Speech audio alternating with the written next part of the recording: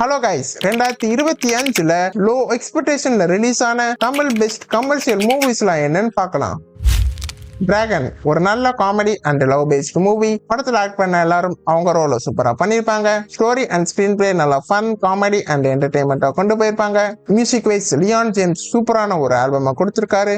Director Aswath மரிமுத்தோட மேஜிக்கலான story telling method ரொம்ப நல்லா இந்த படத்துல ஒர்க் அவுட் ஆயிருக்கு. படமா ஒரு நல்ல கமர்ஷியல் என்டர்டைன்மெண்டான ஒரு மூவி.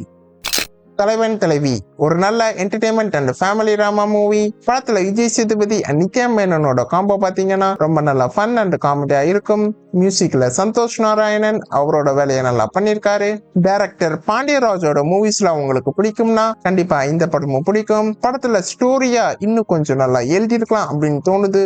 பட் எனிவே ஓவராலா ஒரு நல்ல ஃபேமிலி கமர்ஷியல் மூவி. முதராசி ஒரு நல்ல love and action fact movie. படத்துல ஹீரோ சிவகார்த்திகேயனோட பெர்ஃபார்மன்ஸ் எல்லாம் சூப்பரா பண்ணிருப்பாரு. அதே போல ஹீரோயின் ருக்மிணி வசந்தோட கேரக்டரை பியூட்டிஃபுல்லா பண்ணிருப்பாங்க. அண்ட் தென் வில்லன் வித்யூ ஜாமரோட மாசான வில்லனிசம் எல்லாம் ரொம்ப நல்லா இருக்கும். மியூசிக்கா பேக்ரவுண்ட் ஸ்கோர் அண்ட் சாங்ஸ் எல்லாம் அனிருத் வேற லெவல்ல பண்ணிருப்பாரு. டைரக்டர் ஏஆர் முகதாஸோட screen play and story as usual சூப்பரா கமர்ஷியல் ஸ்டோரியோட நல்லா கொண்டு போயிருக்காரு. இந்த படம் ஆரம்பத்துல ஸ்லோவா ஸ்டார்ட் ஆகும், போக போக சூப்பரா கொண்டு போயிருப்பாங்க. படமா ஒரு நல்ல action thriller movie.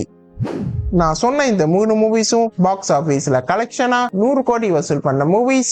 And then நான் சொன்ன மூவிஸ் எல்லாம் நீங்க கண்டிப்பா பார்த்திருப்பீங்க. பட் இன் கேஸ் யாராச்சும் பார்க்காம இருந்தீங்கன்னா சோ கண்டிப்பா பாத்துருங்க guys. And then please like and subscribe, then click the bell button, and thank you for watching.